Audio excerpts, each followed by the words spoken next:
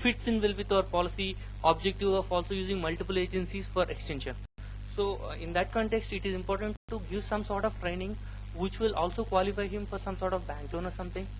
So we need some sort of official course that comes up, which can be seen as a basic criteria for setting somebody for a loan to set up these sort of things. So if there are courses, rather simplified versions of courses that you teach agriculture graduates and postgraduates, which deal with issues like new agriculture practices or the good agriculture practices that need to be done, sustainable agriculture or rural entrepreneurship, it might actually be helpful, even an integrated course with such kind of components. Got the point? Yes. Basically, NAM being a part of Indian Council of Agriculture Research, we work for the farmers. Whatever farmers needs, it is our mandate. And in the process, some intermediaries, entrepreneurs, etc. also have to be done. We do it. But as our primary mandate is to work with the ICR scientists, State Agriculture University faculty, this itself is a quite sizable thing. In addition to that, we also undertake something like a policy dialogues time to time. We try to address these type of issues, what you have mentioned. But certainly, capacity building, we do to limited extent, but not to the extent what we do to the university faculty. See, you understand that there are 20,000 university faculty, 5,000 ICR scientists. It's quite a size, and there's hardly 2-3 institutions in the country.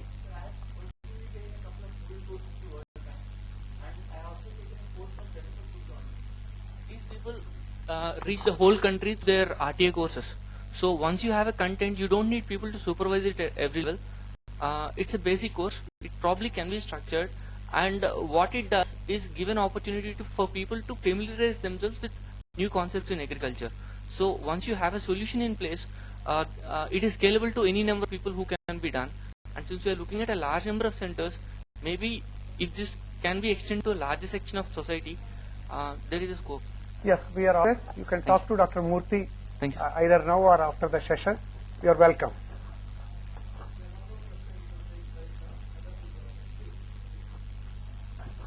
So thank you for the nice presentation on your e-learning initiative. I have one just to explore. Just wondering, have you done any impact study on how the students or the learning process is being taking place after this e-learning process being implemented across the university?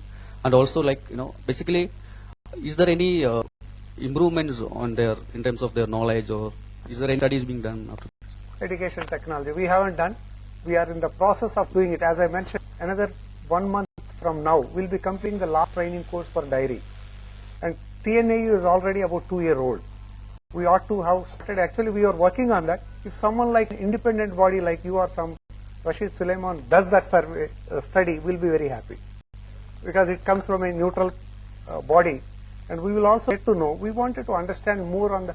In fact, we put a lot of emphasis on teaching learning, not IT.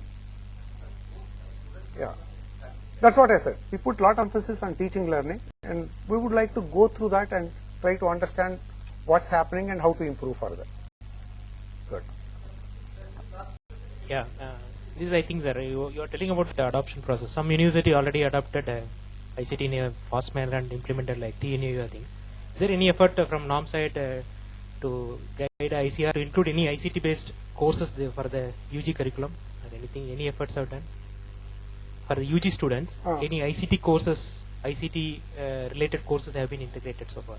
Oh, that is a separate effort. IT is now part of the agriculture curriculum. In the last Dean's Committee meeting, they have made a strong recommendation. Now it is not even audit, it's a credit course now. It's a compulsory in every agriculture university to have basic computer course. So already there. It is there already. It is there. Thank you, sir.